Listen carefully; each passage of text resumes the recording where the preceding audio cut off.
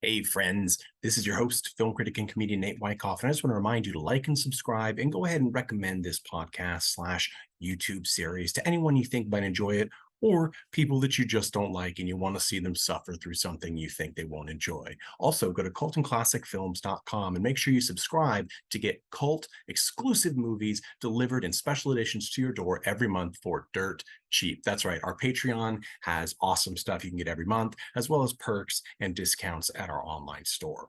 And remember, you need to do this. Otherwise, our good friend, there you go, Sergeant Kabuki Man will be after you. And just a heads up, most people that go against him end up dead in weird ways. So make sure not to do that. Here's your show and enjoy. Welcome to Cult and Classic. Welcome, friends and fiends of the pod, to another episode of Cult and Classic Podcast. This is the first episode of the new year. Hooray, 2021. Please don't be the dumpster fire that was your predecessor. I am very excited. I can tell you right off the bat that 2021 is going to be better because this January, this month, starting with this episode, is our very special series, New Year, New Nick. All Nicolas Cage movies, all month long on our main episodes, and we are going to go decade by decade, taking a look at some of his most fantastic and some of his lesser known films. And Nick, I know you're listening out there. We love you. This is all for you. I'm super excited to be doing this. And of course, January is Nicolas Cage's birth month. So there we go. It's a heap and pile of celebration for this new year. So for this decade, we are talking about the 80s. And of course, Nic Cage has tons of phenomenal movies during the 80s. We have selected a fairly well-known one and one that is lesser known these days. And we'll start with them, as all of our films for Nic Cage month, in chronological order. So first, we have 1984's Birdy, based on the novel. And then we have 1986's Peggy Sue Got Married with Kathleen Turner. Lots to talk about. We're going to start with Birdy. And I'm going to, of course, introduce myself for any new listeners. I'm Nate Wyckoff, your host, comedian, and film critic. And then we also have our resident Nicolas Cage specialist who has seen every Nicolas Cage film, literally. This is not a joke, literally. Greg Johnson. How are you doing, Greg? Well, Nate, you're such a good podcast host. I've decided to let you have whatever you want. I will send you the list. We also have longtime member Jeff Tucker. How are you doing, Jeff? Woo! I'm sorry for your speakers, friends and fiends. Yes, very happy to have you. And then we also, of course, have with us Amanda Longley. How are you doing, Mandy? And I'm full of cake and ready to cage match. Oh, yes, this is awesome. We were calling it a cage off. So I'm going to dive right in here because this is a movie that I didn't really know about, but it certainly has no lack of interesting features, facets, and it was fairly well known in the mid-'80s when it arrived on the scene. So again, it's called Birdy. Matthew Modine stars alongside Nicolas Cage. I'm going to play this clip here it's a couple of lines from a couple of different scenes mashed together from the original trailers. Here we go. All wars have their casualties, Sergeant. The Army takes care of their own. So you take care of me, Doctor. You just I'm gonna fly. So in the beginning, we heard John Harkins as Dr. Weiss, who is the Army doctor who is taking care of Birdy, played by Matthew Modine, who has become mute and sort of unresponsive to human contact, and he's in a mental institution being treated. And they bring in Nicolas Cage's character, Al, who was a childhood friend of Birdy and also went into Vietnam. So this takes place in the 60s, 70s, and the 60s, based off the 1978 play. And Al has his own problems. He's on leave because a mine went off and killed several of his fellow soldiers and bashed up his face. So Nicolas Cage plays everything except for the flashbacks in half his face bandaged, sort of a mummy a la Phantom of the Opera. And we're going to start with the fact that this is early in Nic Cage's career. He wasn't unknown by any stretch, but he certainly had not exploded yet. And yet, for this role, Nic willingly had 2 permanent teeth removed to fit the character of having shrapnel damage. And since then, he's had replacement false teeth, drilled, the permanents drilled in, and he wears veneers now. And I will say, they say this in the drag community all the time. Your teeth and your dental care is a symbol of financial standing. It is not a symbol of education or anything like that. It truly is, do you have the money, then you will have a nice smile. And in this case, Nic Cage, his original teeth are not what we're used to as an adult. So he had kind of a for lack of better words, a little bit of a janky smile before. Still very handsome man, but he did have those 2 teeth permanently removed. And I'm just starting that off because I think if anybody's heard of this movie, that's the fact they probably know. And it is kind of wild because while it fits the character and it's noticeable in the beginning when we first see him with his bandage and everything that he's missing a tooth here or there, it really is probably not necessary for the actual film. So that was quite a method moment that he put in there. But back to the plot. So Dr. Weiss has brought in Al to try and reminisce with the unresponsive Birdy to try and get him to be a person again, essentially. Now, Al recognizes right away that his friend Birdy, named because he's obsessed with birds and with flying, is standing weird, and he's sort of hunched over, and he knows he's acting like a bird because Birdy literally wanted to be a bird. He's obsessed, and the obsession grew throughout their childhood. And we get this from flashbacks. And what's interesting to me as I was watching this film is, one, the cinematography is beautiful. The soundtrack is excellent, which we will get into. And then the actual fact that they were both in Vietnam and that this turning point in their lives was triggered by events in Vietnam, we see very little of their experience in Vietnam. We get the bulk of their formative years as teenagers, and then we get a couple of moments of Vietnam, essentially just the moments that injured them and brought them out of the field. I think there's reasons for that, which we can talk about. Again, there are spoilers in this podcast, so if you find these movies interesting and you're concerned that we're going to ruin the plot, we will give away plot points. I do not think, as always, that you are going to be spoiled by understanding any of the things we're talking about in the plot, especially with these 2 films, which are heavy on performances rather than tweaks and twists of plot. You're going to be getting something from those movies, even if you know what's going to happen. So, spoiler alert, it doesn't seem like Birdy's going to respond at all. Finally, Al gets Birdy to sort of snap out of it and come back to reality. And they both end up running from the medical personnel, and they end with a scene which we'll talk about on the roof. So really, contemporarily in this film, we have Al trying to get through to Birdy, often yelling at him and sort of fighting his own personal demons at this point in his life as well. And then we have the flashbacks starting with when they first met and their unlikely friendship, because Al was sort of a quote unquote normal Pennsylvania kid, Philadelphia kid, kind of making it with women, trying to get a quick buck. And Birdy is just a weird kid who really, really likes birds and is trying to train pigeons to be carrier pigeons. So I think I've given you the bones of this. It is a coming of age story, but it's also a little bit of a Vietnam story. It's also a little bit of an Equus moment where there's this sort of uncomfortable animal-man connection. So Greg, you'd seen this movie. You, of course, being our Nicolas Cage expert in-house, have recommended the films that we're reviewing. What was your understanding of this film before you saw it? And I know you said you saw it when you were younger, and watching it again, how do you feel about it now? I enjoyed it. I thought some of the pacing was a little bit rough.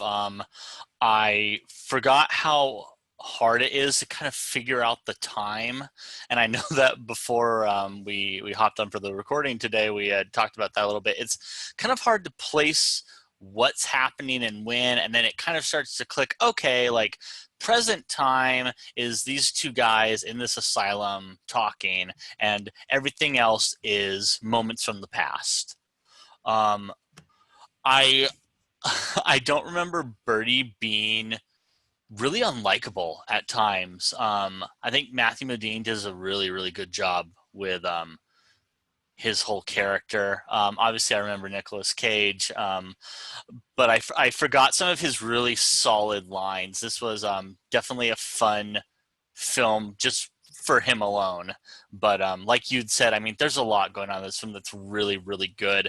I just think it can get a little slow at points and a little confusing to keep track of where you're at.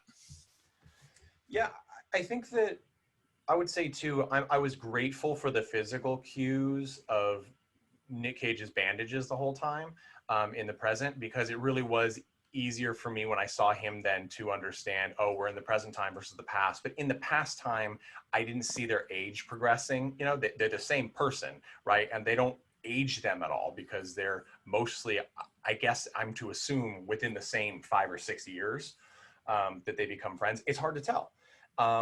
Also, well, to your point about him removing 2 teeth, I think it's kind of interesting that, like, before this he'd done like a TV special. He was on Fast Times at Ridgemont High. He showed up. He was a background guy, and he'd done like one other movie where he'd been just a pretty boy. So for him to kind of take this drastic role where half the film he's in a bandage and removes 2 teeth, yeah, it's kind of a wild beginning for someone that's who he is now.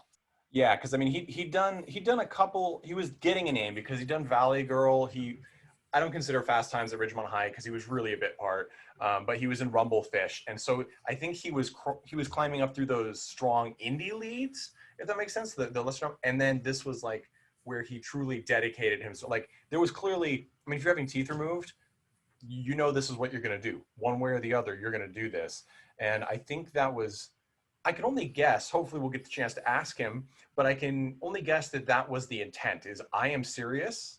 This is what I'm going to do. This is not a one-off. He's done many things to sort of become the characters in this method element. And I just thought it was interesting because I would love to know, but it seems like the teeth removal was potentially more for him to get into character than it was for us as the audience. Because like I said, you can see he's missing a tooth, but half of his mouth is obscured by the bandage shadow anyway. So you only ever are exposed to one of the missing teeth that he had to remove of. It could have just been a different injury, or I mean, sure. Yeah, it wasn't like there wasn't like a really important scene where he loses teeth that then connects to that character. The important part, we'll talk about, I'm sure there is some physical concern that he has about his face, but the teeth, exactly, it's not even directly referenced. Jeff, had you seen this movie before? And what was your experience watching it this time coming out? Nope. And actually, when I read like the tagline, I was kind of expecting a very over the top like Bird performance. And then, it was kind of a very subtle, nuanced, not even, I thought Nic Cage was going to be Birdy. Just, based on the fact that the tagline just was very simple, as like, the person thinks they're Bird. Yeah, well, and I think Matthew Modine, of course, like I said, plays Birdy, and he really, he sort of does what we would expect from an Oscar performance contender, you know what I mean? Like there's the joke in Tropic Thunder, Ben Stiller's brilliant opus, where like they make fun of Robert Downey Jr.'s character being the one who's going for the roles, never, this isn't an appropriate term, but they have the quote, never go full retard. You know what I mean? Like where it's like, if you want to win awards as an actor, you play someone who is off. They're not perfectly in line with social understanding, but if you go too far and you look like a cartoon crazy person, then you're not going to get the nod. If you're hyper realistic to the point where they feel like you're exploitative, you're not going to get the role, which is sort of this weird double-edged sword. And I think Matthew Modine does a good job of skirting that. He plays this character who is a friend of Al, but is also, I mean, he has a really unhealthy fixation and relationship with birds. And his understanding of it breaks down the more and more the film goes on, until right before, we don't know if Al is drafted or if he goes into the military willingly, but we know that they have a fight beforehand because Al says, you have to get back to reality and stop it with this weird bird crap. And then he goes to the military, and then we know that afterward, Birdy is drafted. And I want to get to Mandy first before we dive into some of these really interesting thoughts that have been pinging around in my brain about this film. Mandy, what did you expect going in, and now what's your take on it now that you've seen it? So I had seen a few scenes of this movie. I had not seen the whole thing, but I'd seen some of like the more iconic segments of this film previously. I don't think I'd seen the trailer or anything. It was really, really good to see it all together from beginning to end, obviously, like to actually watch it as a full film. I really appreciated like the performances that were put forward.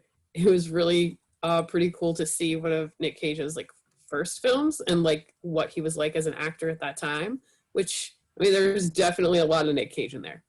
He is true to himself, or is still true to himself and who he was at that time, even today. So it was very cool.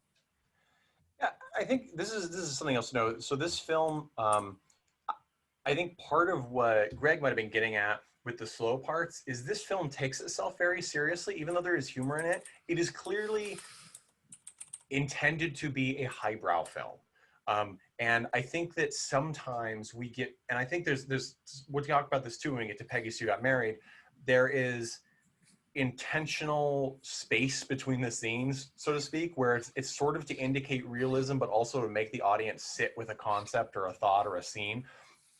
And I mean, I hazard to call it a crutch, but sometimes I do feel like it is a crutch in a film.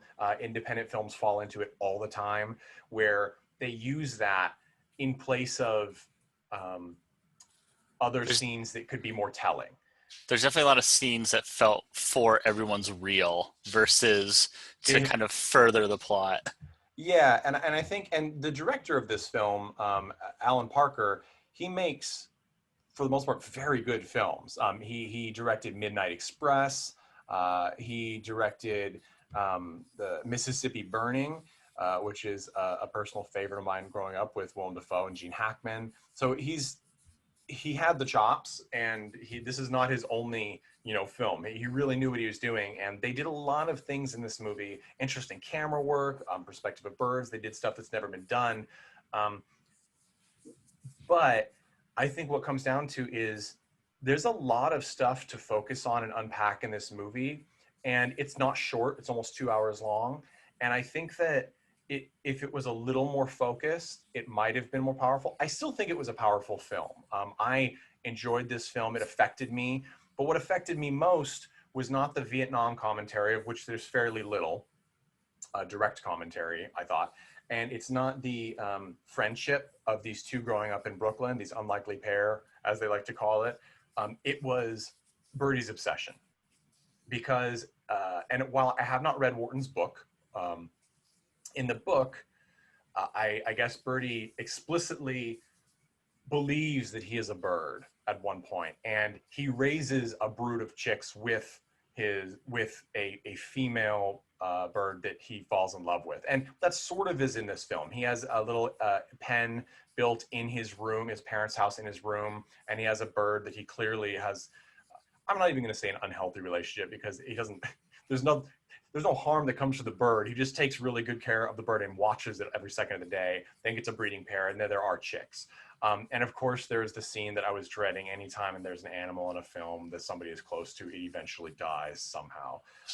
And I always dread that. But Matthew Modine does a great job. I mean, instead of, he has this sexual tension. He has a wet dream about the bird, but it's more than just the sexual thrill. He actually feels like he's flying, and he has on prom night, there's this girl who really wants to have sex with him, and instead he goes home, strips down naked, and then lays in the bird's cage. And I mean, there's bird shit on him, for to be quite clear. It's very Equus. Like, that was the moment I got, the nude boy riding a horse, through the field. It's just a mind-altering moment where you're like, this is not healthy.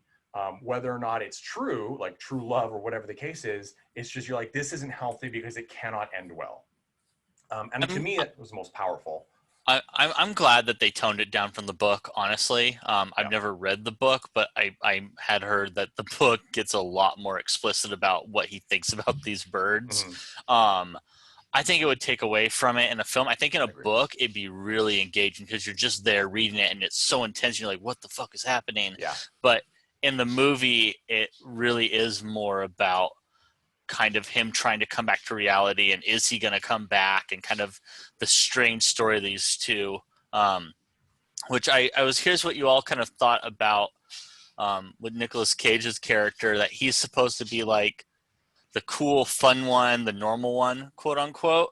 But I felt like the film kind of pitches you an idea that maybe Birdy in some ways is kind of living the life he wishes he could have, like kind of this weird obsessive life. Because otherwise I don't see a reason why they're friends the whole movie.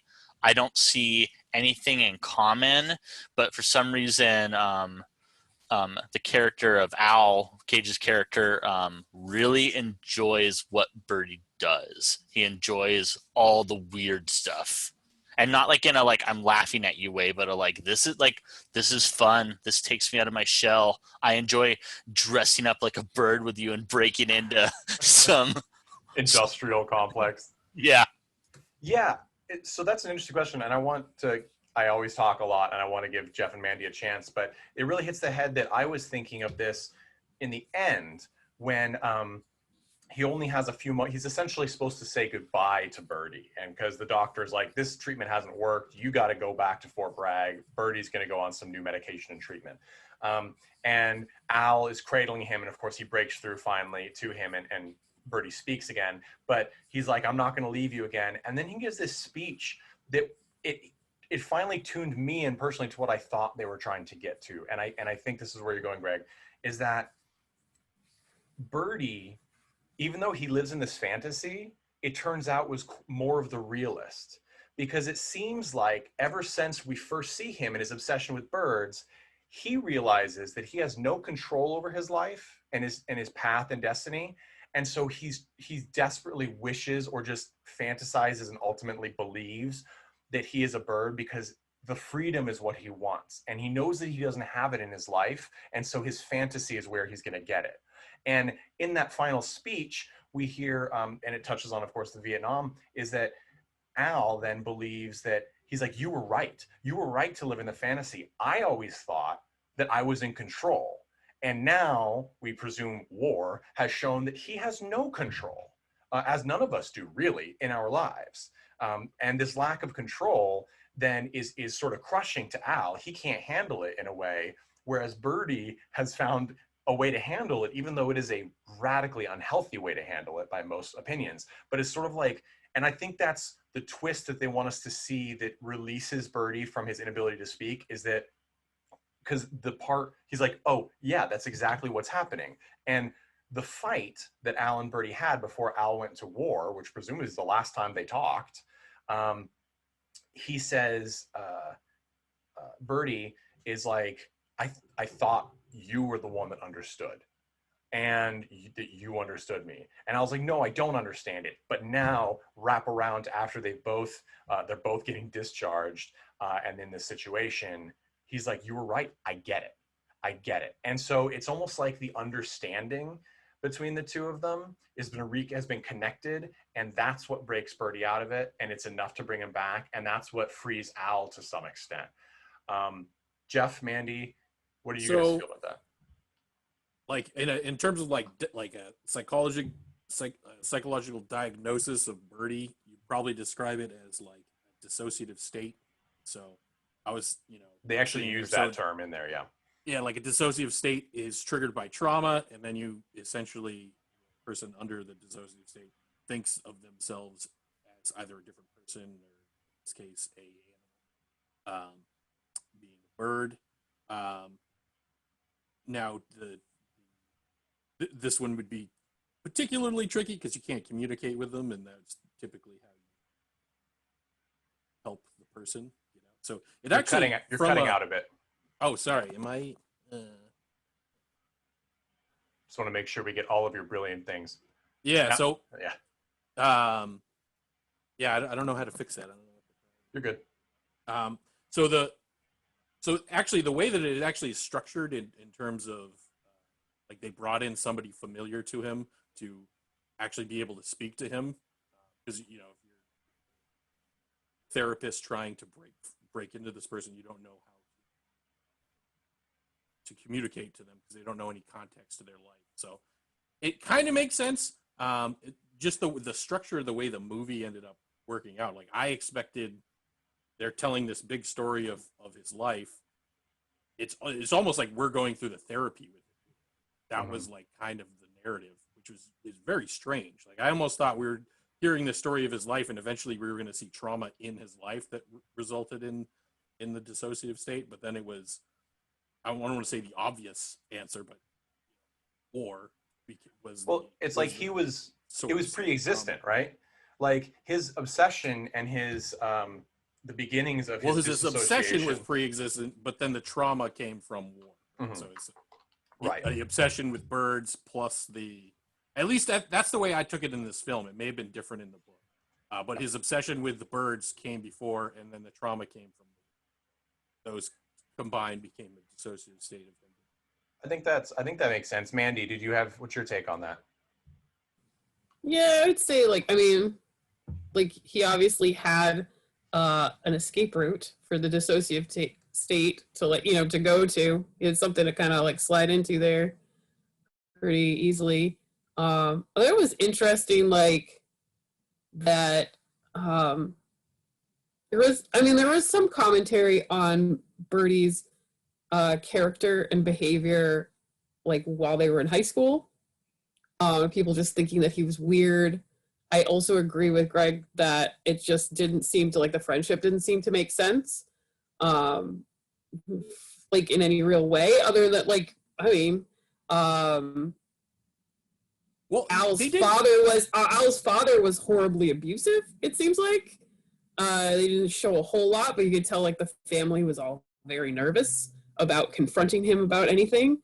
So Al may have just needed a safe friend that wasn't going to judge him for what was going on in his household, which you don't know what that might have been. You could also tell that he was extremely close and protective of his younger brother, which there was a pretty big age gap there, which they didn't really go into either. And I thought that was also a little odd, how that relationship dynamic was between him and his much younger brother. And the brother just disappearing.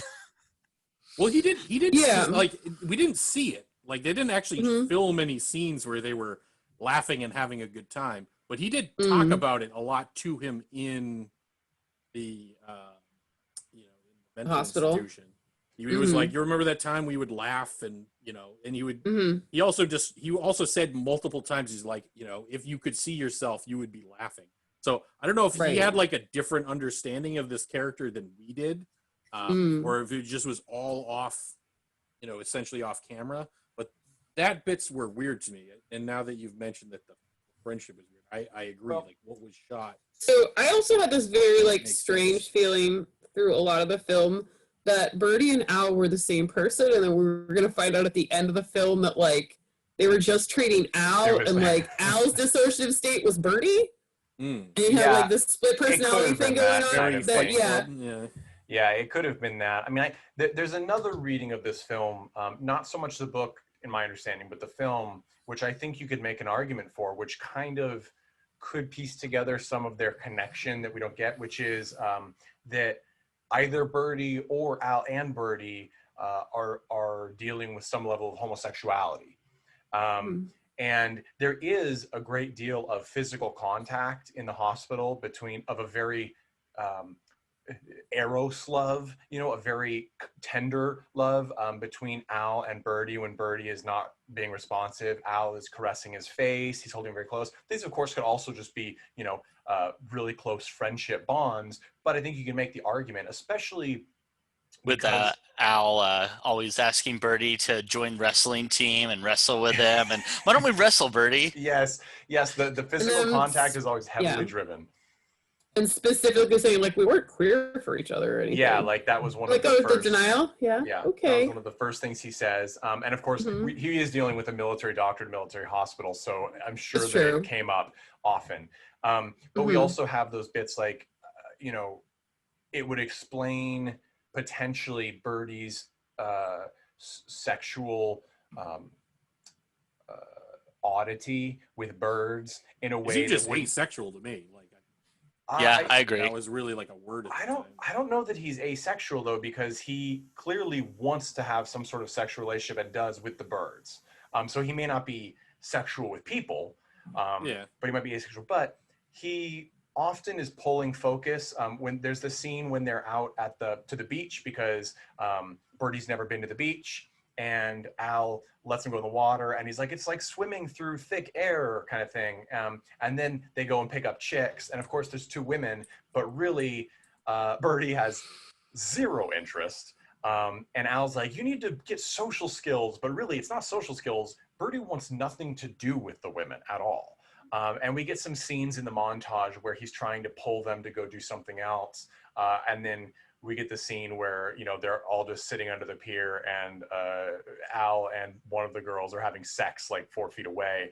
And it's like, it's just a very weird scene. And so we know that Birdy has odd sexual preferences. What we don't know is if it's really that he's attracted to such an extent to birds that it's like, Phil Hartman's character in The Simpsons, where it's like, I don't know if you guys have ever seen that brilliant episode with Troy McClure where the mobsters are like, I thought you said he was dead. No, I said he sleeps with the fishes.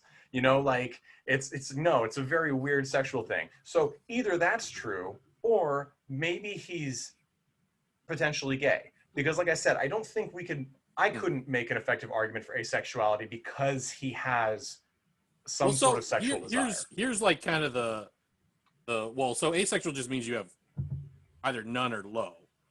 The way I took it is his obsession with birds had nothing to do with sex. It was just admired the birds and loved them. You're cutting out a bit again. I lost that bit. But I mean, he does have a wet dream about the bird. Yeah, but I mean, but that I think is maybe coming from being so close to them. He eventually has some sexual desire come from that. I've got my cat right next to me all day, and I don't have wet dreams about my cat. Well, yeah, but you don't sit there and build a cage for it and stare at it all day. I mean, she does have a nest. And start thinking of yourself as a cat. I'm just saying that there's I don't think that he came to the love of the birds from anything that was sexual. Yeah, and I guess I saw it as he was sexually aroused by the idea of flying and was like jealous of the birds and thought that they were his people and hanging among them. But I do agree with you, Nate, that it's a hard stance to ascribe any sexuality to the character of Birdy. Yeah, and I mean, and so a low sex drive. I think my problem with the asexuality argument is what you just said, Greg, which is he is attracted, whether it's to birds or to the act of flying and freedom. That is an attraction and a desire. That's fair. Which would typically be absent from the traditional asexual definition. So, but regardless, it's a weird path that the movie goes on. And I would hazard to say that that's why this is not one of those, hey, it's Brooklyn, let's go, like coming of age movies, or in this case, hey, it's Philadelphia, coming of age movies that we're so familiar with. Why this is not in there is because of that whole equus vibe, the animalistic bestiality or just sexual unusualness. I love that Birdy is not, the movie in no way vilifies his feelings. In fact, it's quite beautiful. right? Like he really is, he loves birds to the extent where he is just amazed and blown away by every aspect of them.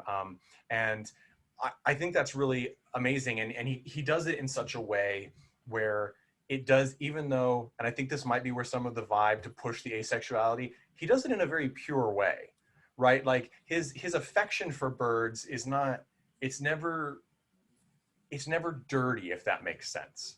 At least I didn't feel that way. But But it helped that they have that scene with the dogs where they show that he kind of has an animal affinity generally, and so does Cage's character. which is nice because, and that was one thing I did like too, because Cage's character of Al is supposed to be like the popular kid, and he's good with the ladies, and you know, he's this and he can fix a car when he wants to, like this sort of archetypal Italian kid in the city in the 60s. He did care about animals, and he did care about the right thing. He didn't have a great outlook on women. They seemed to be just vessels to have sex with. But that also seems to be different. At least his focus is different later on after the war, right? Because the nurse, he sort of comes onto her in a physical way, and then she reciprocates, and he stops. He's like, this is not where I'm at. And so we could maybe read into a change there. But can we talk about the last scene here? Because I was left sitting there like, what? Because unlike so many of these movies that deal with Vietnam or coming of age or mental illness, it ends with a joke. And it's not like a knock-knock joke. What happens is they're running from the orderlies in this hospital, and they get to the roof. And when Al is barricading the door with all this random roof junk, which apparently isn't nailed down, Birdy runs to the edge of the roof and spreads his wings, and he jumps, and Al screams after him. And I assume, like me, because so many stories of PTSD, of which this movie certainly is in some ways, ends with suicide, as it really does in our real world. We assume that he is going to fly and he's going to die. And Al runs over to the edge, and he looks over the edge, and he screams after him like, Birdy! And Birdy is just on another like 3 foot, 4 foot down drop level roof. And he looks back at him and goes, what? And that's what we end with. It's nice that we don't have like a double suicide or a death on our hands like in the movie. And it is funny, but it is, to me, it was a very strange way to end this story, which in its entirety is really not funny. Yeah, I'm wondering if that's the way you end it, because there is no other ending. I mean, I can't imagine a good way to end, like have some sort of conclusion to that film that's not unpleasant or just like endless, because really, like, you know, oh, like we're not going to sit in therapy with this person for the next 6 months and watch that, and yeah, I don't even, who knows where they even end up, right? So I don't know. It's a weird film to make, and then I just can't see a better conclusion than just ending in a weird joke. I mean, it reminds me a lot of, obviously it's not on the same level as this, but the Batman comic, The Last Laugh, where it ends on this kind of joke about a mental institution. And I thought that it just showed that the point was Birdy wasn't crazy.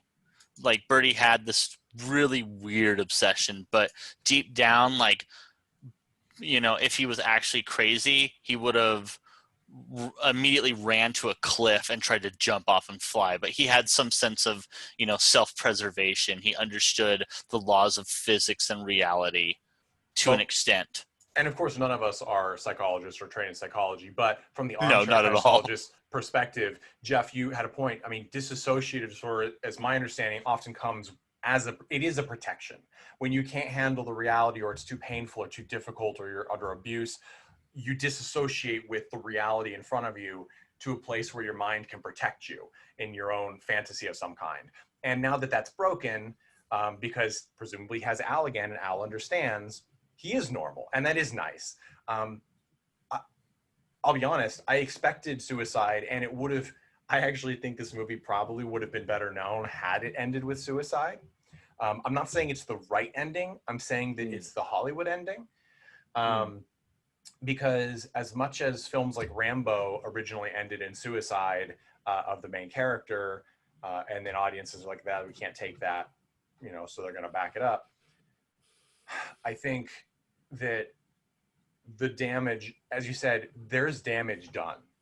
And it oftentimes when we deal with mental illness in film, the damage done is unable to be addressed in the film. Its purpose then is to raise some sort of awareness. And that's most effectively done by shocking or depressing the audience. So I kind of like that it didn't end that way. And I mean, it is a funny joke, but it's a weird thing because when you end on a joke like that, it makes the audience double back and be like, was this a setup? Was this a 2-hour-long setup to this joke? All of the last laugh, actually. I mean, so kind of like, it is an interesting way to do it. I didn't hate it, but yeah. I'm thinking about it. And there's definitely, because I'm thinking about it, there's a reason why it's not done very often. I just took it as it like just very clearly showing that Birdy was back to his normal self. Yeah. For whatever normal means for him. But It was just like, oh yeah, no, that's exactly what he would have done if they were out in Philadelphia as teenagers running around on a roof. Like 100%. Yeah, maybe we could all just agree on one less La Bamba right at the end. Just take that out. So we'll get to the end of this segment here. I'll start. Who would I recommend this film to? I actually really enjoyed this film. It took me to places I did not expect it to. It does break the mold, as far as I'm concerned, for a lot of what people would consider coming-of-age films, which this seems to be billed as a lot. If you watch the trailer, the original release trailer, it's this bizarre mix of like the Deer Hunter with like Coming to America. It's just not Coming to America. Once Upon a Time in the West. Don't know why I got this confused in my brain. It's not accurate to what the film is, but I understand why. The film is very difficult to categorize. It's sort of like if you took Equus and you mixed it with the Chris Evans Captain America film, and then you set it in Philly, and you had a lot of birds. It's really weird. And so to be such a high quality film that took such chances with its content, I find that appealing. And so if anyone is interested in that, if you're the kind who likes epic films that typically are maybe the one foreign film that breaks through in the United States and wins an award, or something with a really visual shine on a AAA title level like War Horse or something, give this movie a shot. I think you'll be surprised.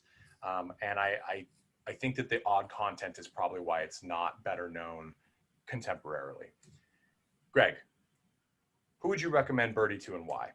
Well, spoiler, I recommend Nicolas Cage films to everyone nonstop year round.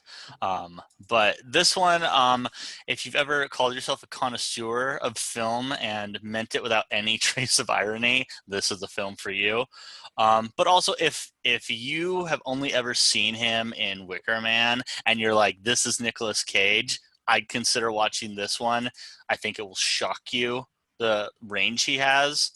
But I think it's a serious film for people that kind of want something a little more dramatic. Very good, and it is certainly dramatic. Mandy, who would you recommend Birdy to and why? It's similar to Greg. Like, if you like dramas, this is a great drama, great character piece.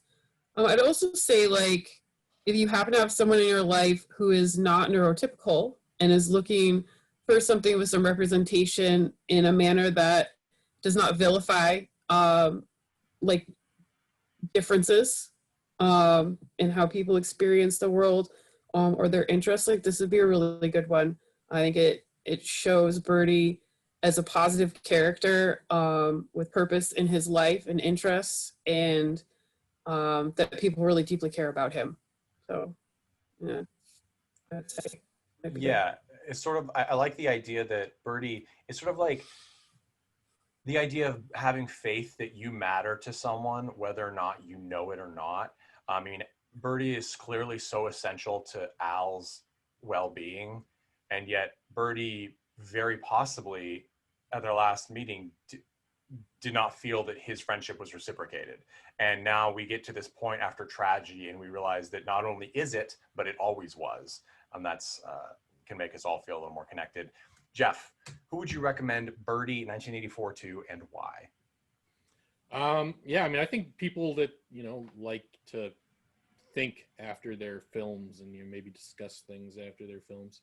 'Cause there's a lot of things going on in this film, a lot of ideas, you know, a lot of, you know, stuff that was happening in the 80s that, you know, we would maybe frown on now.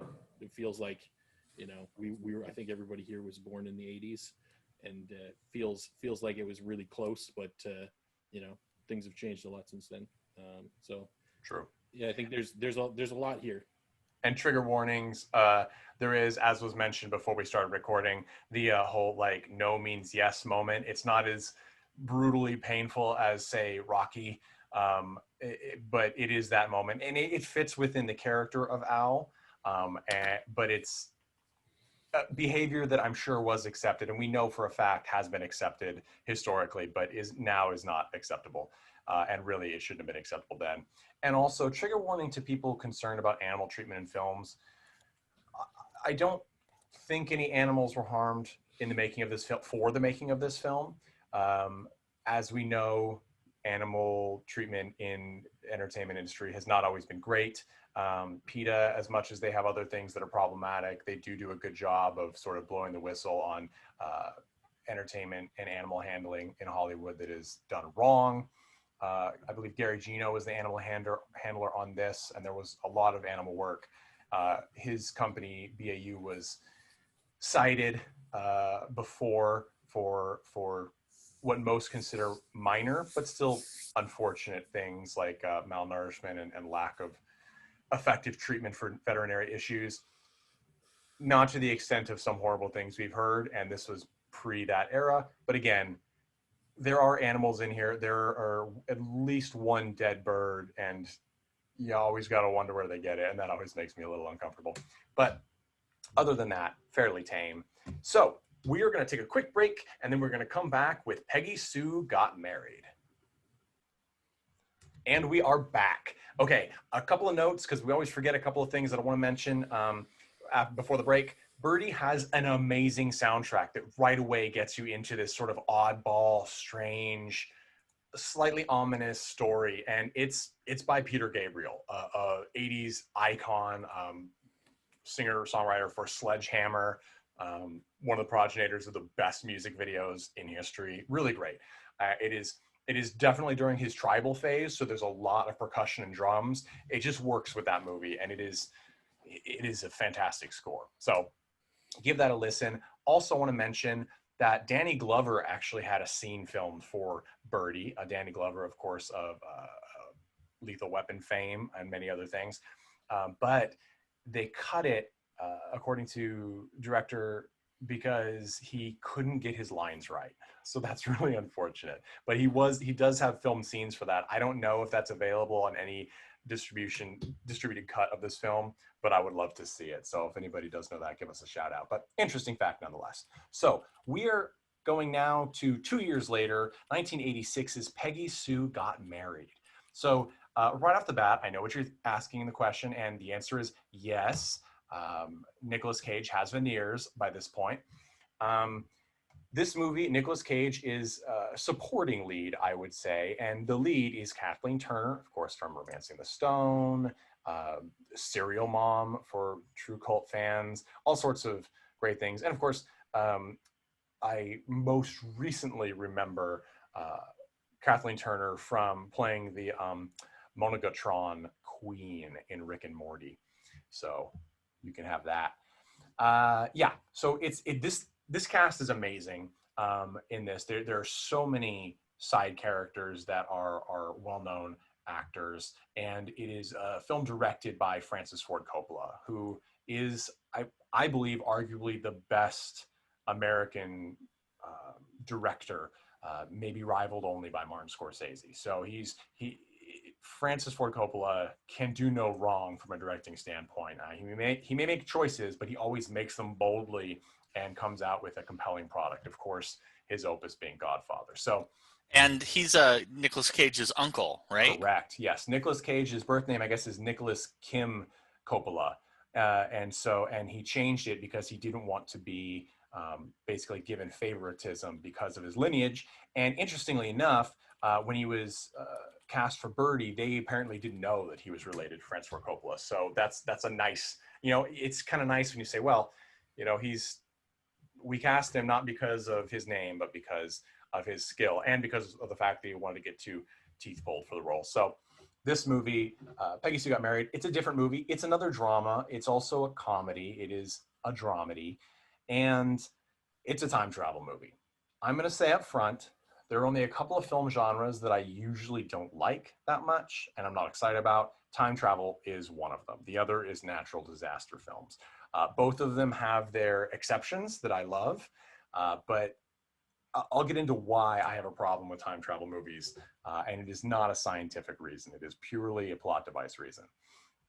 But anyway, the plot is that Kathleen Turner's character, Peggy Sue, is going to her 20-year, I think, high school reunion, 25-year high school reunion, 27-year, 25. Mandy's giving me hand signals over Zoom, and she's giving me numbers. Now I get it. 25-year reunion. Which is a very weird reunion. I guess quarter century, but usually you do them every 10 years. You gotta sparse them closer together, right? Because then you're dying off. Yeah, so there's some weird things time-wise and visual and casting-wise here that I want to talk about. So what happens is it starts, and she's with her daughter, and she is Kathleen Turner's character, and she's quite beautiful in this, I think. She is dressed in what is clearly like a vintagey prom-ish gown, very shiny. And her daughter is, like I said, the cast in this is pretty amazing. Is Helen Hunt, right? Is her daughter. And she doesn't really have much of a role. But we have this great opening scene where it opens with a TV playing a commercial with Nic Cage's character, who has this big bouffant of hair, doing crazy things with a shrimp cocktail to try and sell his appliances. So it opens with this ridiculous commercial, which is fun, and then pans out, and Kathleen Turner's character, Peggy Sue, and her daughter are getting ready to go to this 25-year reunion. And the reason that Helen Hunt is going with her mom is because her mom and dad are separated and getting a divorce. So that's the setup. And when they go to the reunion, Kathleen Turner's character is horrified. She's like, no one looks like they're not dressed retro. I look like ridiculous. But then she starts to get into it. She's meeting her best friends, who are played by also well-known actresses. We have as her sort of sexy friend, Kathleen Hicks, who is, I know her most from playing Karen, the mom in Child's Play. And then we have Joan Allen, who has been in also a million things. I always think of her as Pat Nixon from 95's Nixon, but she's been in many things. So we have the friends, and they start to reconnect. Everything's going great. But then Nic Cage's character shows up, and she starts to get really panicky. And then when she's brought in as prom queen, or excuse me, as a, what do they call them when they're king and queen of the reunion? I don't know. Reunion king. The Biggest reunion Losers. So whatever the case is, she's like that, and she goes up, and then when she's up there and everyone's saying how great she is, and she gets to the mic, she faints. When she wakes up, she is in a little gurney, having given blood back in high school in 1960, and she is essentially living her life over again, but with her future brain. And some hijinks ensue. She ends up sowing her wild oats. She ditches Nic Cage as her boyfriend and has a little fling with a beatnik. And then she has sort of a relationship with the smart kid who, made it rich in the future, who everyone thought was a nerd because he was a nerd. And she has these relationships, and no matter what she can do, it kind of always leads back to Nicolas Cage's character and her being together. And then eventually, again, minor spoilers, her grandfather, who's like, I believe you, takes her to a Shriners meeting of his where they believe that a time traveler founded the club and that they can send her back with a ritual. So spoiler alert, the ritual does not work. And what does work is having sex with Nicolas Cage in a greenhouse. She wakes up in the present time. She's in a hospital, and Nic Cage is there, and it's like, I want to be with you. And she basically tells him, take it slow. Do you want to come over for dinner? And that's kind of how it ends. So it's set up like a rom-com, but it's a little bit more drama and a little bit higher brow than the traditional, How to Lose a Guy in 10 Days rom-com. Let's just go into what we think about this movie before I let on my issues with it. And again, it's a very well done movie. I don't think this is a poorly made movie, but I did have some problems with it. Mandy, had you seen this film before, and what do you think of it now? And not seen this film before. I had no idea that anything like this existed with Nicolas Cage in it. I thought it was fun. I thought it was thought-provoking in the sense that I don't know what the target audience is for this, but I am closer to my 25th high school reunion than I am my high school graduation. So it was sort of like, well, like the people that I knew in high school and like where they are today, and like what would you tell them if you went back, and like those kinds of thoughts. It was kind of fun to explore with this movie. That's what I thought. Okay, that's fair. Jeff, Yeah. had you seen this movie, and what do you think now? I have never seen this film. I have seen most of it now, and I did like it, but it is a genre of film that I'm not too keen on as well. Time travel and resurrection just really send shivers up my spine every single time they're used. I loathe them. So yeah. Can you just say that you're a Dragon Ball Z fan and you're coming after Resurrection like that? I mean, How did God not strike you down with a lightning bolt right now? Okay, Greg, you've seen this film, of course, but watching it this time, what's your take and overall feeling about this movie? I love this movie. I was really happy rewatching it that it's basically exactly as I remember it. It's funny, it's light. Like Mandy said, I like that it has some heart to it. It's one of the only time travel movies I can think of where people go back and like there's the scene where she's like almost cries on the phone talking to her grandmother again. And yeah, I mean I'm starting to think about like who was alive when I was in high school that's dead now and stuff like that. And then that's the movie angle. As the Cage angle, he does this stupid accent, and I love it to death. It is so great. What is it? I was not. So great. I laughed every scene. Here, every scene. I have a guess at it, and it's a bit of a story. In the movie G-Force, he plays a talking gerbil. Yeah, no, I think he's a mole or something. He's some other animal, but supposedly. Yeah, supposedly the rumor is that was like a payback film for him where he got to do something else that he really wanted, and he was told, well, this is what you're doing to kind of make good. Probably Sorcerer's Apprentice. Yeah, and he was like, okay, I'll do it, but I want to do a voice. I don't want it to be my voice. And it was this voice that supposedly he'd been workshopping and kind of doing something crazy because he always likes to do something new. And I think his voice in this sounds a lot like his voice in that.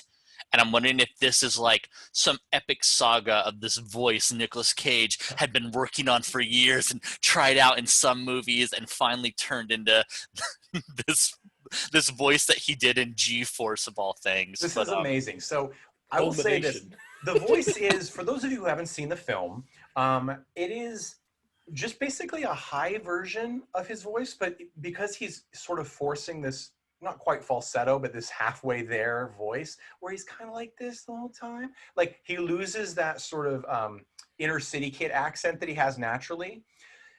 And I will say that he is very consistent throughout this film with that voice. I mean, he really does.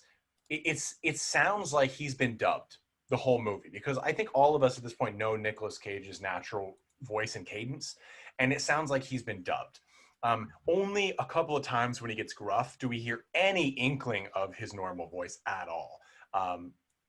And it is unsettling because it is so weird. And also, as I said, he has this bouffant of hair. If anybody knows the famous Puerto Rican fortune teller, very famous, Walter Mercado, he looked like, or if you watch RuPaul's Drag Race, Alexis Mateo did an impersonation of him on Snatch Game. And there's a Netflix documentary that's really cool called Mucho Mucho Amor, The Legend of Walter Mercado.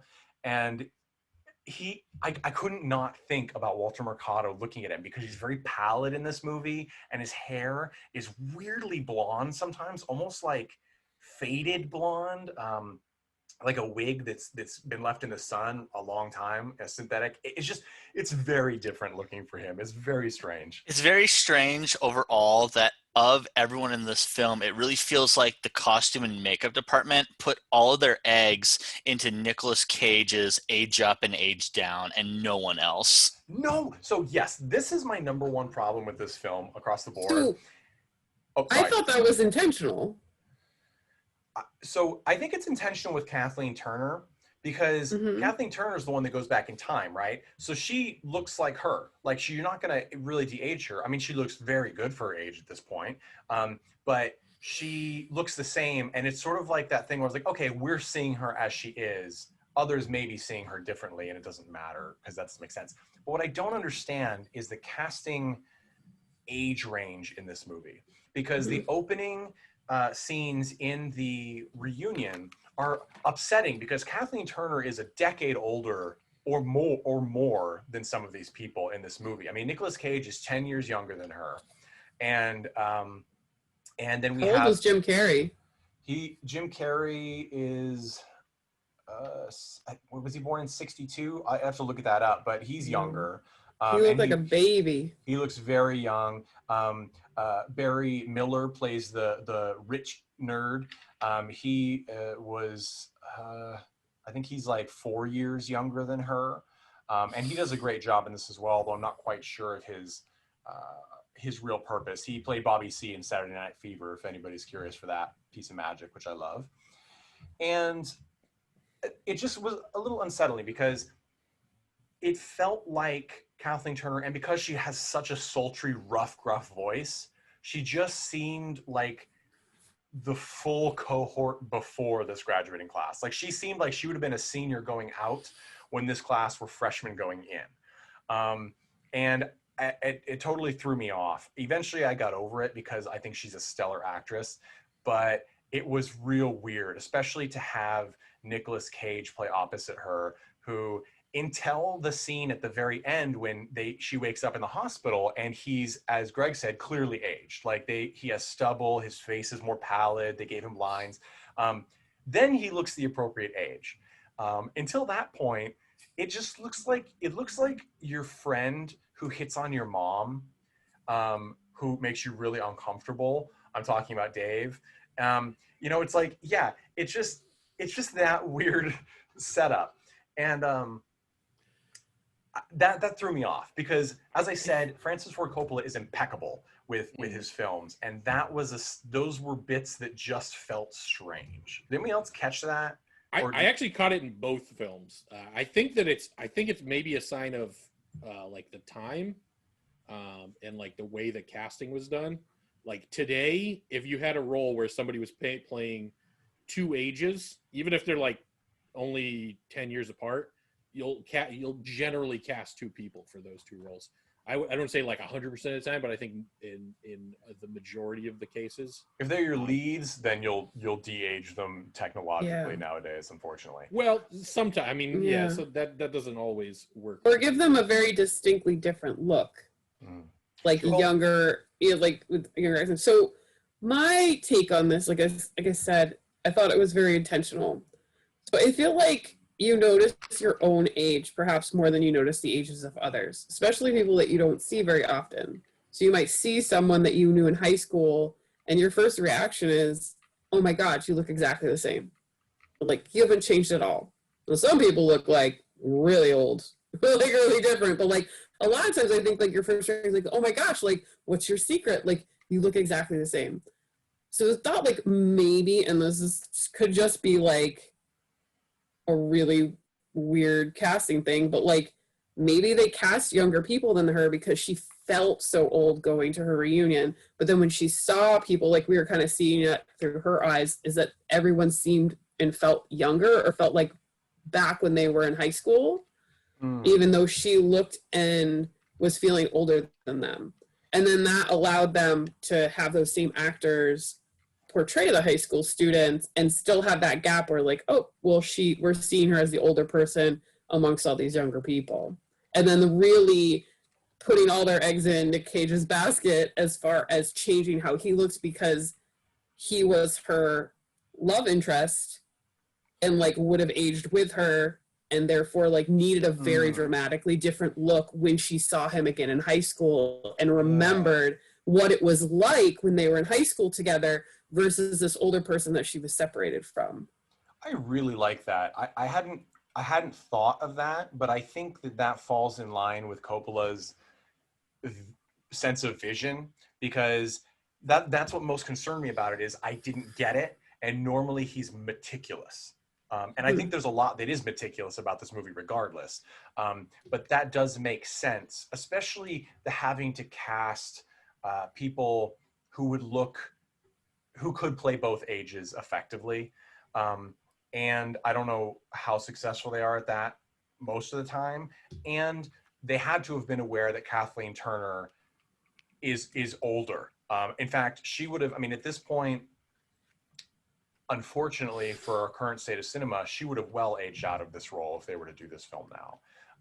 They've only cast younger and younger and younger, which is ridiculous. I still think that has to do with the technology and the changes of time. So you cast somebody like that is playing the youngest the role is going to be, and then you use, makeup and. But that wouldn't have made sense because they cast her at her older self. No, I'm saying today. Right, like today, like if you cast that role, you'd cast somebody that's in their like low 20s or something, and then you use makeup to age them up really effectively. And then if you were going like significantly low in terms of age, you would just then cast another person that looks pretty similar.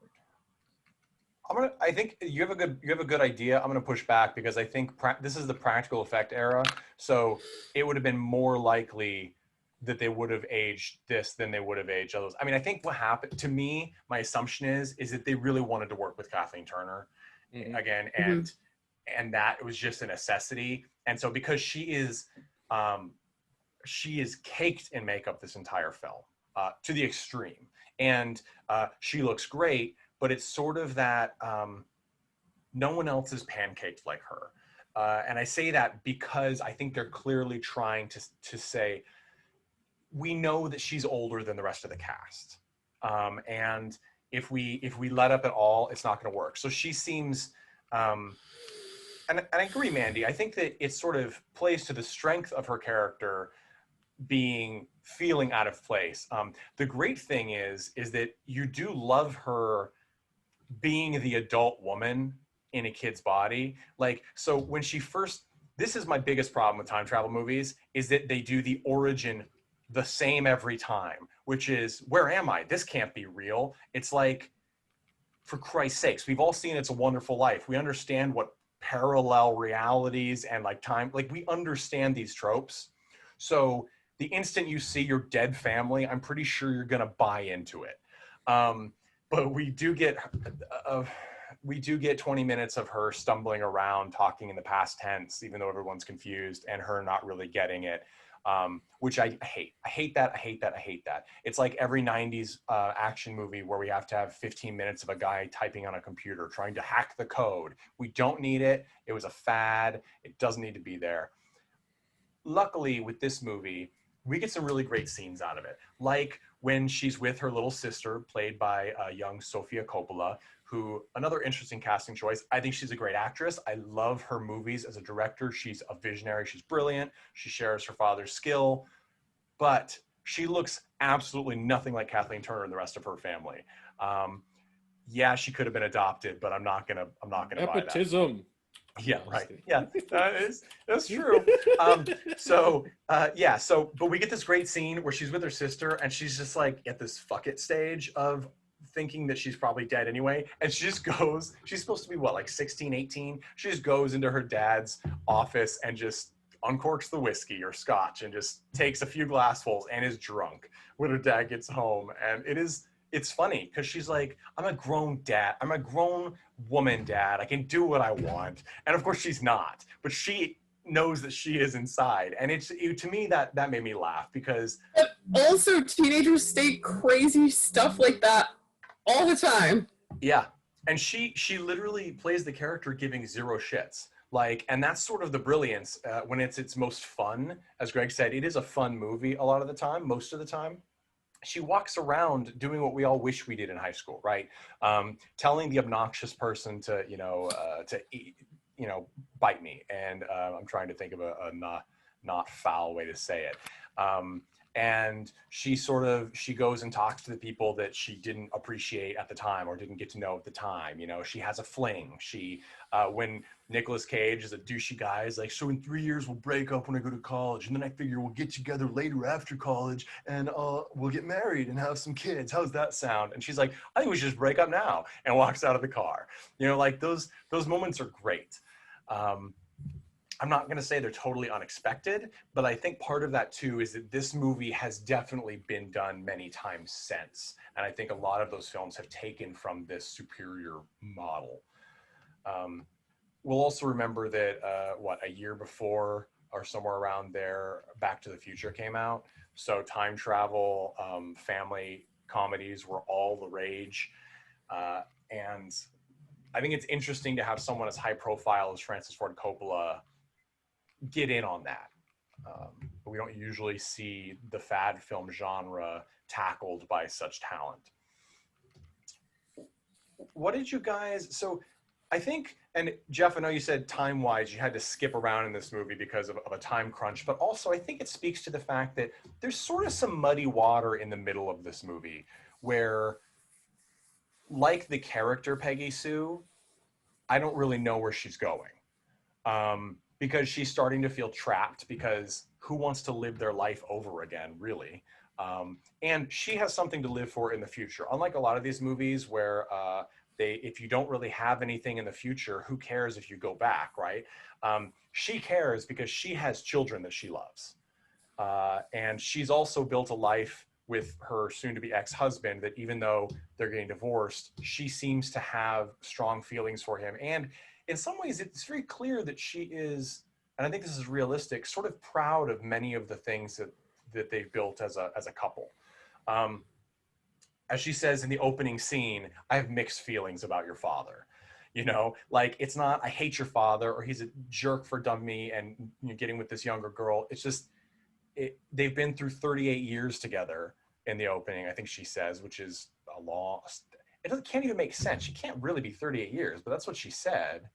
Because if it's a 25-year reunion, they got together and like, let's check the timeline on that and check my notes. But regardless, they've been together a long time.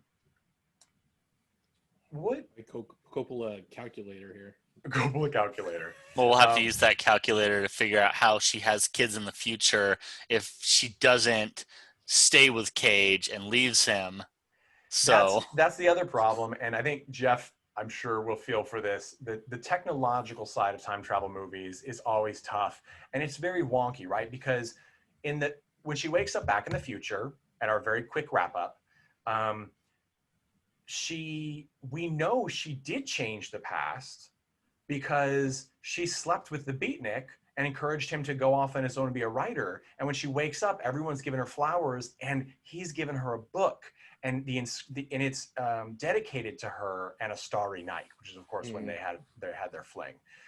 So we know that she changed past, or we know that happened in the past and she remembered it differently, but that's a whole nother rabbit hole. And Nicole's Razor says the easiest solution is the right one. I like that they just gave up on it. Like, this is the thing that I hate about time travel. Well the main thing is like, it makes it so like nothing matters. It's like, okay, you can go back and change things and then it rewrites everything. It makes like anything that you actually write beforehand meaningless. But unless you're talking Dragon Ball Z, in which case that existence still operates. Why are we? I was a kid. Come on.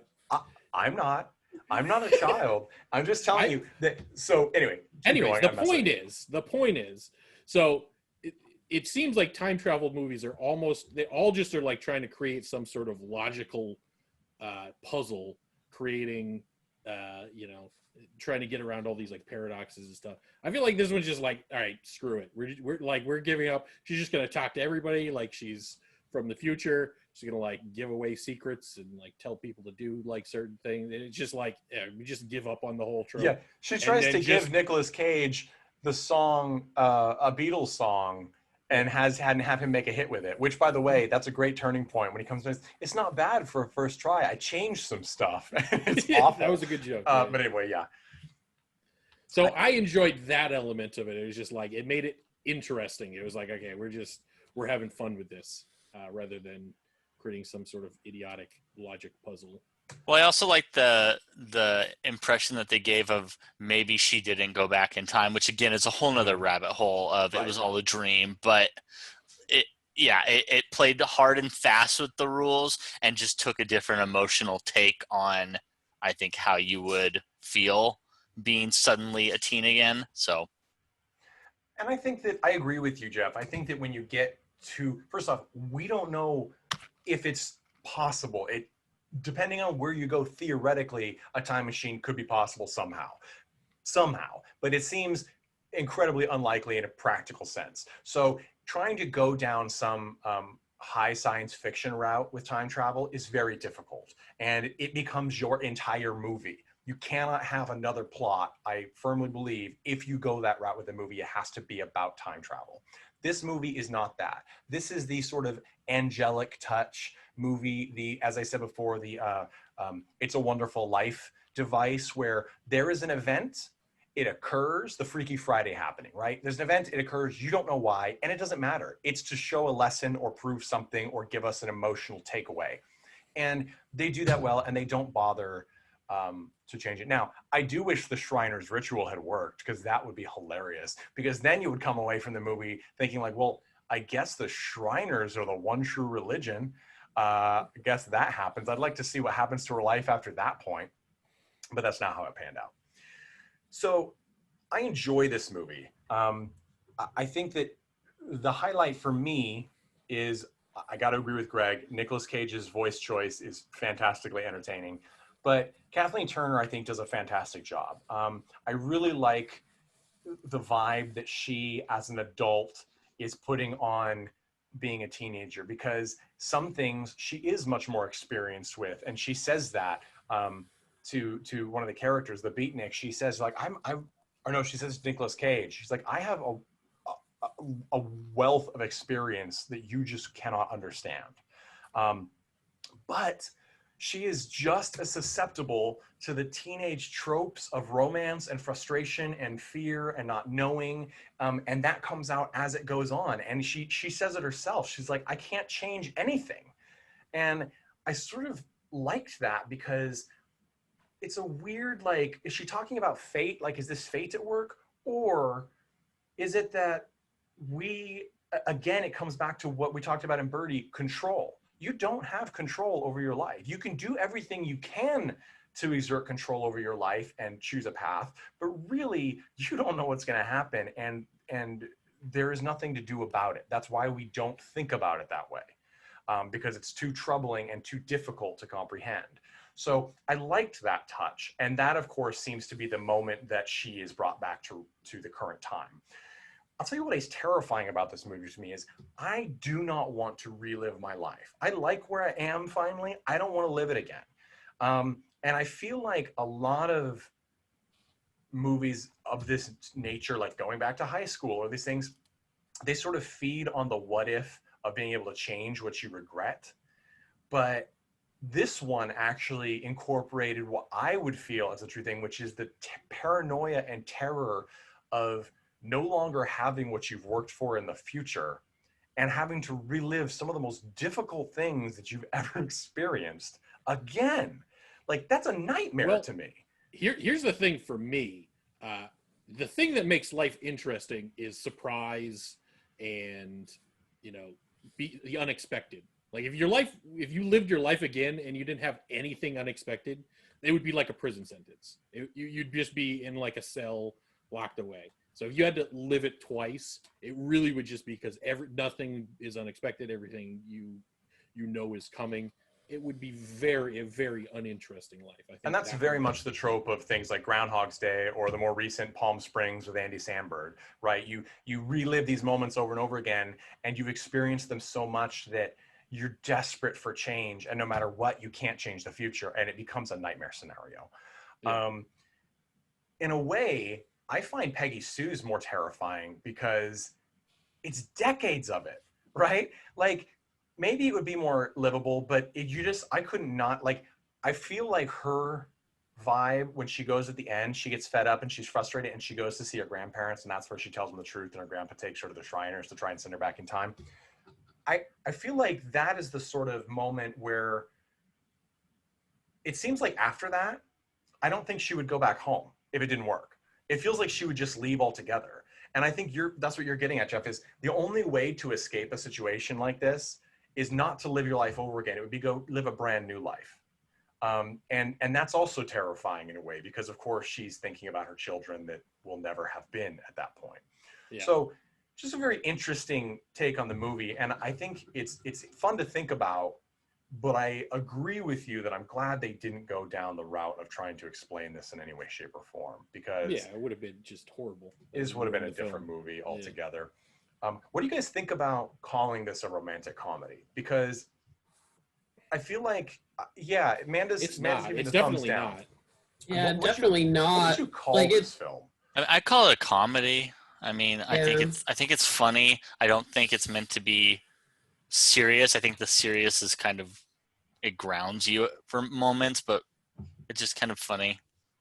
Family film, it feels maybe. Kind of like a drama. Like I think it's built around her, her dread of, losing, either living her life again or the dread of losing her children. Right? Like that's, I think, the basis of the entire film. So I would call it a drama myself.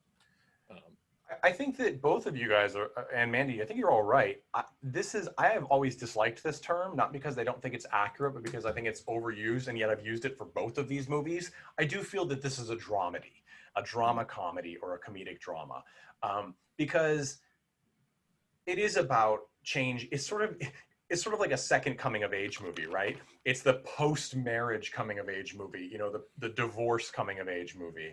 And it's interesting that in the last 10 years, we've gotten some new ones of these with the whole, this is 40 shtick and all those movies, which I'm going to be honest, I have no patience for. But I think that it's interesting that it sort of tackled that. And again, I think that comes to the idea of probably why they thought Kathleen Turner for this role, because she has played all of the other roles before. And this is her as, and when we say older, I think she's in her late 30s at this point. She's not old, but she is older than the Hollywood age. And especially now, like I said, it's only gotten younger. Megan Fox's first role was a stripper at like 15. Thank you, Michael Bay, you pervert. So, Michael Bay, come on the show. I'm welcome you. So I think, I think he sure does like it when people, call him names. You know what? I mean, I would love for you to prove me wrong. I would love to have you talk it out and discuss this with me on the podcast. But what I'm going to say here is that I liked this movie, but I didn't love this movie. And I think it's because I think, Greg, you mentioned this when we were reviewing some other films at the end of last year. I feel like I've seen this movie already, and it's probably not this movie's fault. This movie has been taken off by many other movies that have sort of ruined me on it. Does anyone else feel that way? It's a reverse 13 going on 30. Well, like you and Jeff both said, and Mandy, I think you talked on it too, when you have a time travel film, you are dangerously close to being a fucking terrible movie just because time travel is messy. True. Yeah. And because, like, if you actually think about, like, it from just structure, right, from beginning to end. She has children, and she's in a rocky marriage. At the end, she does actually go through a change for herself throughout, I don't know, whatever the time travel-y thing was, and then it reconciles with her husband. So it actually something changed, and it really was her to change. So I think it doesn't fall too badly into the time travel, because she actually grew throughout the film. Like, that was the thing that changed. Not I swapped the toggle back in the history, and now it made my life better. I hate that stuff. That stuff drives me nuts. The thing that changes is her. So to me, it's not even a time travel movie. Like, she could have just had a dream, right? Where she just came to a different perspective over that dream, and woke up and had the desire to make her life better from her perspective. So I like it from that perspective. I can almost imagine it's not a time travel film, that the time travel is meaningless. Really, the only effect is there is a book at the end. A personal journey film. Journey through time or experience. Yeah, exactly. And I think, and I wish we had, maybe we'll coin it right here. I was going to say, I wish we had a term for the adult coming of age, that next phase of life. And I think we're going to call it the second coming of age story, because second coming is funny. And I hope that catches on, because I think this is one of them. This is the, it's not as old, obviously, as like About Schmidt, but it's these movies where we look at a slice of life that is neglected in film, because the people going to the movies are in their 20s, or they're people who wish they were in their 20s. And you know what? That's a bull of crap. Because especially after 2020, I think that the new Gen Xers, aka the millennials, who are awfully close to Gen X to begin with, have seen that maybe the 20s don't have to be the best times, and we can live in the future as well. So we're going to move to this. We're going to wrap this up. I do want to say the most insane thing to watch in this is, one, Jim Carrey is in this, and he gets to do some fun little Jim Carrey bits, but he mostly plays a straight role. And Jim Carrey and Nicolas Cage are in a doo-wop group. And Nicolas Cage sings, and this is not the last time he's sung in, I think he sang in Wild at Heart. He's sung in some other films as well. He's not gonna terrible. say a cappella in several movies. Yeah, he's not terrible. This movie is considered a classic by many. I think that it's worthy of a watch. I would not put it on the top of my Francis Ford Coppola list, but I might put it at the top of the sort of revisiting the past movie list. Let's put it that way, other than time travel, because I do think that it is not a science fiction film. We're going to move into our final stage here. Greg, I'm going to start with you. Who would you recommend Peggy Sue Got Married 1986 to, and why? I mean, I'd recommend it to anyone for the most part. I think it's tame enough that you could safely watch it with pretty much anyone. I can't think off the top of my head of any scene that I rewatched and was like, woof, versus like with Birdy. From the Cage standpoint, something I meant to say about Birdy, but I think is better said about both of these films, and this is who I would recommend it to. If you want to see Nicolas Cage not in a starring role, which you cannot do anymore, it's fun to kind of go back and see him as in this, like you said, supporting male. He's definitely not male lead by any stretch. But yeah, it's kind of wild to see him not in the spotlight, but still coming into being a household name. I like that.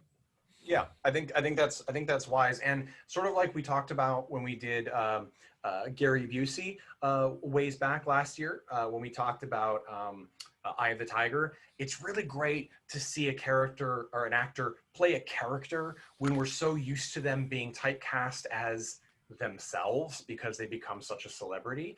And I think Nic Cage, and we'll talk about it as this month goes on, but I think that he should be commended for taking roles where, as you said, Greg, he can play around. He can do different things. sometimes he's going to be crazy Nic Cage, but other times he's going to be a different character altogether. He's going to work with different things, different physical traits. He's going to do the whole gamut. And there's not a lot of people that are going to do that when they have the cash cow that they can rest on, which is just their name. I think he said in some interview that's kind of how he's picking his roles. Obviously, he has some taxes to pay too, but he tries to pick stuff that gives him something new in some way. And I just want to throw this out there too, if anybody's curious. I do know someone, a very close friend of mine, who has met Nicolas Cage briefly. And in that meeting, granted they're always narrow meetings, but he was very kind and stayed after at a high school basketball game to meet people and shake hands when he certainly didn't have to. And it sounds small, but those are the kind of things that not a lot of celebrities do. And a lot of celebrities are angry about when it's asked. And it's really nice to get people who, frankly, are a lot more famous than those other people who are willing to do that when it's got to be an inconvenience on many levels. But for us normal people, quote unquote, it makes a difference to us. So thanks for that. Jeff, who would you recommend Peggy Sue Got Married to and why? Yeah, I mean, I like this movie. I thought it was a good little dramedy, as you said. Yeah, I mean, that particular genre, I don't think fits any person really. You know, you're either gonna, enjoy the comedy or not. But I don't think there's anything particular here. Yeah, so everyone, I guess. Yeah, that's fair. People. That's fair. Humans, families, and people that they care about, and maybe some regrets and worries, and a good chance to watch and then turn to your loved ones and go, I'm so sorry for how I raised you.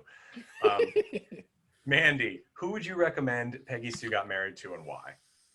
I'd say people who are over 30 to 35 is probably going to be the right audience. Right. That like drama, so self-reflection perhaps. I don't see this as being a movie that's particularly accessible or interesting to younger people, like high school, even like young 20s.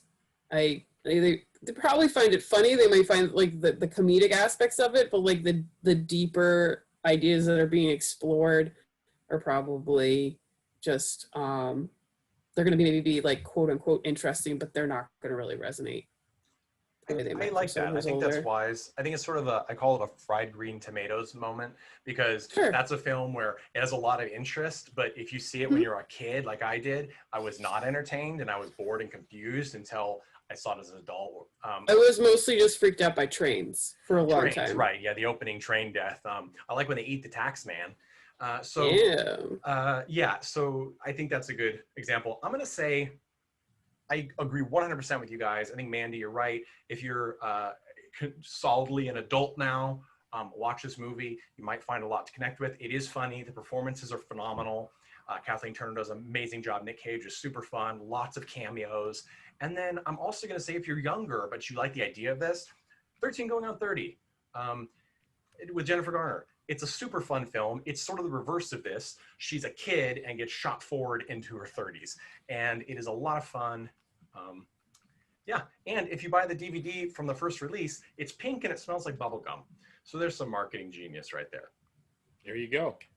Thank you guys so much, friends and fiends of the pod, for joining us for this first episode of January 2021's New Year's New Nic Cage Marathon. To play us out, as always, is the Chud with All About Evil. And I want to say thank you guys. Thank you so much for making the first year of Cult and Classic Podcast a success. And I want to say thank you for sending us your suggestions. We use them. We love them. Look forward to really cool things happening in the future. Go over to cultandclassicpodcast.com. You can listen to our podcast, of course. You can also shop our stuff. We have zines, cards, all sorts of neat things. Follow us, subscribe, recommend, and review.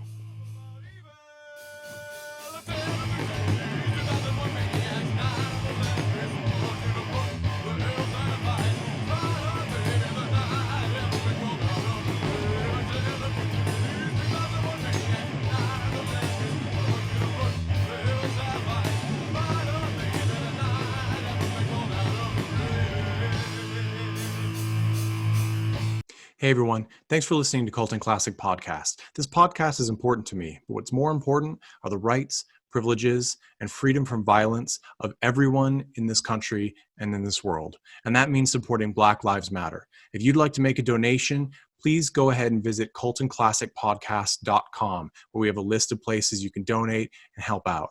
And please stay safe.